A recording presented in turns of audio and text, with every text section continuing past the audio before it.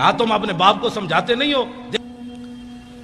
میں گھر کی بات اس لیے بھی نہیں کرنا چاہتا، میرے بچے جو ہے وہ مجھ سے بھی زیادہ دلیر ہیں، تو جب ہمارے سروں پر کلاشن کوفے رکھی گئی تو اس وقت بھی ہم نے کہا کہ نہیں ہمارا باپ جو باتیں کرتا ہے وہ صحیح کرتا ہے، ہم حاضر ہیں اس کام کے لیے۔ بات ہم غلط کریں تو گردن حضور کے لیے رکھی ہوئی ہے اور کسی کام کے لیے نہیں رکھی ہوئی، بالکل۔ میں حقیقت میں میرے دل میں ایک ذرا برابر بھی خیال نہیں ہے میرا بیٹا مر جاتا، حالانکہ اس کو اتنا مارا کہ وہ مرنے کے بالکل قریب پہنچ گیا تھا، اور کئی دن اس کے سینے پر جو ہے کلاشن کوف کا نشان رہا۔ آخری بات جی، میں نے لاہور میں جنگ بدر پر تقریر کی تو ہمارے یہ بچے نوجوان الحمدللہ اب یہ نہیں دیکھتے کہ چھکا کس نے مارا، چوکا کس نے مارا، اب یہ چاہتے ہیں کہ یار دی گل سنا ملا، اب یہ چاہتے ہیں کہ بتاؤ وہ پیر میر علی شاہ نے کون سی جھلک دیکھی تھی، وہ بتاؤ پیر میر علی شاہ غش کھا کے کیسے گر گیا، وہ بتاؤ سید کے فیت علی کافی جسم پر استریاں پھری تھی تو پھر ایسے کس طاقت نے چلا دیا۔ اب ہمارے بچوں کا رخ بدل رہا ہے، جب آپ کا رخ بدل رہا ہے تو انشاءاللہ اللہ کی مدد بھی آ رہی ہے، ساتھ ساتھ اللہ کی مدد آ رہی ہے۔ شاہ جی فرمانے لگے وہ بات سنا دیں میدان بدر والی۔ میں نے تقریر کی لاہور میں، تو میں نے کہا کہ نبی علیہ الصلوۃ والسلام، یہ میرے آقا و مولا کی عادت کریمہ تھی کہ جب رسول اللہ کوئی بھی علاقہ فتح فرماتے نا تو حضور اس کے بعد 3 دن پھر اس جگہ رہتے۔ یہ اعلیٰ سے بھی اعلیٰ لفظ بھی چھوٹا ہے، یہ اعلیٰ اور افضل بہادری کی دلیل ہے۔ میرے آقا اس لیے رہتے کہ اگر کسی میں دم خم ہے تو پھر آ جائے، ہم بیٹھے ہیں۔ لہو ہمم لا منتہا لکبائرہا وہمتہ الصغریٰ اجل من الدہر کانہ وہو فرد فی جلالتہ فی عسکر حین تلقاہ وفی حشمی۔ امام بصیری فرماتے ہیں ہمارے آقا و مولا تنے تنہا بھی کھڑے ہوتے نا تو محسوس ہوتا لاکھوں کا لشکر آپ کی پشت پر کھڑا ہے۔ تو میں نے تقریر کی کہ نبی علیہ الصلوۃ والسلام نماز پڑھا رہے تھے، تو ایک نوجوان مجھے جانتا نہیں تھا، پتہ نہیں کون ہے، اس نے مجھے فون کیا، کہنے لگا حضرت صاحب آپ نے یہ تو تقریر کی کہ حضور نماز پڑھا رہے تھے بدر میں، تو یہ تو نہیں بتایا کون سی نماز پڑھا رہے تھے۔ اب میں نے بھی نہیں پڑھا تھا، اب نوجوان کا سوال بڑا اہم اور ہونا بھی چاہیے تھا۔ پھر میں نے کتابیں تلاش کرنی شروع کی تو علامہ واقدی نے کتاب المغازی میں لکھا کہ نبی علیہ الصلوۃ والسلام نماز عصر کی 2 رکعت پڑھا رہے تھے۔ وہ سنے اور اس کے بعد میری گفتگو ختم۔ دیکھنا میری طرف ہے، حدیث پھر سمجھ آئے گی۔ حضرت جابر بن عبداللہ رضی اللہ تعالیٰ عنہ وہ کہتے ہیں کہ نبی علیہ الصلوۃ والسلام جب نماز پڑھا رہے تھے نا تو اس تبسمہ فی صلاتہ، دوران نماز حضور مسکرا پڑے۔ فلما قضا صلاتہ، جب آپ نے نماز مکمل فرمائی، کل تو میں کیا، تسی بیٹھے ہو طالب علم، کل تو میں کیا تے کل نا ہم سب نے کہا۔ اس کا معنی یہ ہے کہ حضرت جابر ہی نہیں دیکھ رہے تھے، سارے ہی دیکھ رہے تھے۔ کل تو میں کیا اور کل نا، اگر کل تو ہوتا تو لوگوں نے کہنا تھا بس جابر بن عبداللہ ایسے کر رہے تھے تو آنکھ اٹھ گئی تھی، نہ کہا کل نا، فرمایا میں نے بھی کہا، ابو بکر نے بھی کہا، عمر نے بھی کہا، چونکہ عثمان غنی تو موجود نہیں تھے، حیدر کرار نے بھی کہا، بلال نے بھی کہا، کل نا، ہم سب نے کہا کیا، رأینا کا۔ ہاں جی، کوئی صرف صغیر سنائے گا؟ را یرا رویتن،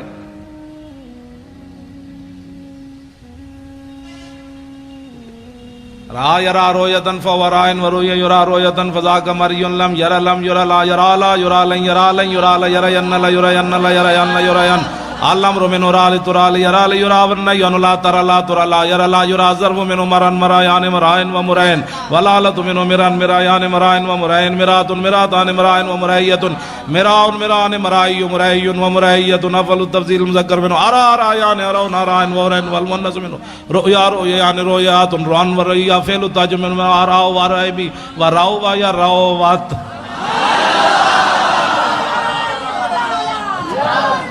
او بھائی میں ویسے طلباء کے ذوق کے لیے یہ تو ہوا نا صرف صغیر، را یا رات رہا رہ نہ رہتا رہ تمہارا رہ تم رہتے رہ تمہارا رہ تم نہ رہ تو رہ نا، رہ تو میں ویکھیا، رہنا ہم سب نے دیکھا، کیوں ہم سب نے دیکھا، رہنا کا تبسم تھا، ہم نے سب نے دیکھا حضور آپ مسکرا رہے تھے، لاکھوں سلام۔ تو میرے آقا نے یہ نہیں فرمایا جب آدمی نماز میں کھڑا ہو تو کہاں دیکھتا ہے؟ سجدے کی جگہ، جب رکوع میں جائے تو پاؤں پر، اور جب سجدے میں جائے تو ناک پر، اور جب اتحیات پڑھے تو گود میں، سامنے دیکھنے کا تو کہیں بھی حکم نہیں ہے۔ تو میرے آقا تو سامنے جلوہ گر تھے، تو رأینا کا تبسم تھا، ہم نے سب نے دیکھا مسکرا رہے تھے آپ۔ تو میرے آقا نے یہ نہیں فرمایا تسی نماز پڑھ رہے تھے یا مینوں دیکھ رہے تھے، تم نماز پڑھ رہے تھے یا مجھے دیکھ رہے تھے؟ میں پھر داڑھی منڈے اقبال کو پوچھا، میں نے کہا مولویوں کے، پھر لوگوں کہنا یہ مولویوں کے جھگڑے ہیں، مولوی تعویلیں کر لیتے ہیں۔ میں نے کہا اقبال بتاؤ، تمہاری آنکھیں یورپ میں بھی جا کر خیرہ نہ کر سکا مجھے جلوہ دانش فرنگ کہ سرما، میں نے کہا جو سرما لگایا ہے نا، اس سرمے والی آنکھ سے دیکھ کر اس حدیث کا مطلب مجھے سمجھاؤ کہ صحابہ نماز پڑھتے ہوئے حضور کو کیوں دیکھ رہے تھے؟ تو اقبال کہنے لگا مولوی تجھے سمجھ نہیں آئی کہ شوق تیرا اگر نہ ہو میری نماز کا امام، میرا قیام بھی حجاب میرا سجود بھی حجاب۔ رہنا کا تبسم تھا، ہم نے دیکھا کہ آپ مسکرا رہے تھے۔ میرے آقا نے فرمایا جی ہاں۔ عرض کی کیوں؟ آپ ذرا توجہ میری طرف دیکھنا، حدیث پھر ہی آپ کو سمجھ آنی ہے۔ یہ اس کا تعلق رہنا کا کہ رویت کے ساتھ ہے نا، تو رویت ہوگی تو پھر بات ہوگی۔ آپ میری طرف دیکھیں گے تو حدیث پاک بھی آپ کو سمجھ آئے گی۔ میرے آقا نے فرمایا مرہ بی میکائیلو، فرمایا جب میں نماز پڑھا رہا تھا نا، دوسری رکعت کے لیے کھڑا ہوا تو میرے قریب سے میکائیل فرشتے گزرے، والا جناحی اسر الغبار، ان کے پروں کے اوپر بدر شریف کی مٹی کا گرد و غبار تھا۔ اتنا تو میرے آقا غور سے دیکھ رہے تھے نا، اور وہ بھی جبریل کے پروں کو حضور دیکھ رہے تھے۔ یہ کون سی توحید تم نے بیان کی نبی کا خیال آنے والی؟ ہمیں بھی بتاؤ۔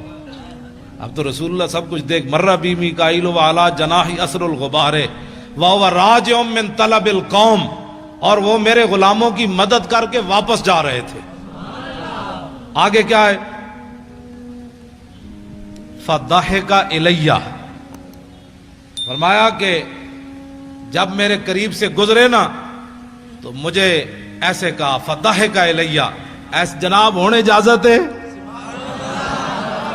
اب اجازت ہے؟ مسکرا کر اب اجازت ہے؟ جب مجھے دیکھ کر کہا نا ہنستے ہوئے کہ اب اجازت ہے، ہم واپس جا سکتے ہیں، تو فتبسمت الیہ، میں نے پھر مسکراتے ہوئے جواب دیا ہاں ٹھیک ہے آپ واپس جا سکتے ہیں۔ دین کا کام کرنا ہے، اپنے بچے نور حمزہ میں داخل کراؤ، خالی نعرے لگانے سے تو بات نہیں نہ بنتی۔ ایک پتر دے دو، میں حقیقت میں میرے دل میں ایک ذرا برابر بھی خیال نہیں ہے میرا بیٹا مر جاتا، حالانکہ اس کو اتنا مارا کہ وہ مرنے کے بالکل قریب پہنچ گیا تھا، اور کئی دن اس کے سینے پر جو ہے کلاشن کوف کا نشان رہا، اس کے سینے پر ایسے رکھی بتا تیرا باپ پیسے کہاں سے لیتا ہے، تیرا باپ ایسی تقریریں کیوں کرتا ہے؟ اس نے کہا اس سے پوچھو جو کرتا ہے۔ کہ پیسے کہاں سے لیتا ہے؟ اس کا اللہ دیتا ہے۔ وہ کہنے لگے ہمیں تو نہیں دیتا۔ اس نے کہا تمہارا منہ ہے۔ اس کو پھر مارنا شروع کر دیا، تو ہمارے ساتھ بدتمیزی، تو اپنے باپ کی طرف بدتمیزی کرتا ہے۔ انہوں نے کہا تم نے پوچھا، میں نے تمہیں بتایا، اس میں بدتمیزی والی کون سی بات ہے؟ کہاں کون دیتا ہے؟ اس نے کہا اللہ دیتا ہے۔ کہ ہمیں نہیں دیتا ہے۔ تم نے غلط سوال کیا، پھر جواب اس کا یہی بنتا تھا بھائی تمہیں نہیں دیتا تو ہم سے پوچھتے ہو، پھر رب سے پوچھو بھائی کیوں نہیں دیتا تمہیں؟ جب تم نے یہ پوچھا ہے تو جواب اس کا یہی تھا، تمہارا بوتھا ہے پیسوں لینے کا، آرام خور ہو۔ تو مر بھی جاتا نا، اللہ کی قسم مر جاتا تو میں نے رونا نہیں تھا، نہیں رونا تھا، ہاں بالکل نہیں رونا تھا، کیونکہ باتیں میں کرنی نہیں چاہیے، اگر کرتا ہوں تو پھر یہ ساری چیزیں تو پہلے آنی ہیں۔ یہ شہادت گاہ الفت میں قدم رکھنا ہے، اور لوگ آسان سمجھتے ہیں مسلمان ہونا۔ بچے تساں بھی بچا لے، میں بھی بچا لے، پگڑی تساں بھی بچا لئی، میں بھی بچا لئی، دولت تساں بھی بچا لئی، میں بھی بچا لئی، حضور کا دین وائٹ ہاؤس تک لے جانا کس نے ہے؟ تم تو اپنے ملک میں بھی نہ بچا سکے، وائٹ ہاؤس کے دروازے کون کھڑکائے گا؟ کون آئے گا خالد بن ولید کی قیادت میں؟ کون آئے گا محمود غزنوی جو سومناتھ کے مندر توڑے گا؟ کون آئے گا صلاح الدین ایوبی جو حج عمرے چھوڑ کر بیت المقدس آزاد کرائے گا؟ اب بتاؤ یہ کس نے کام کرنے ہیں؟ پہرا کون دے گا؟ پہرا تو میں نے اور آپ نے دینا ہے۔ مولوی خادم مر جائے یا زندہ رہے، کراچی آوے یا نہ آوے، جب ہم نے مولانا کو طارق لبیک یا رسول اللہ کا کنوینئر بنایا ہے، اور انشاءاللہ جلدی یہ ساری باڑیاں مکمل ہو جائیں گی، آپ خود بڑھ بڑھ کر آگے آئیں، کہیں مولانا میں حاضر ہوں، بتائیں میں کیا ڈیوٹی کر سکتا ہوں، میں حاضر ہوں، آگے بڑھ کر کام کریں نا، یہ پوچھ کر کام دین کا نہیں ہوتا۔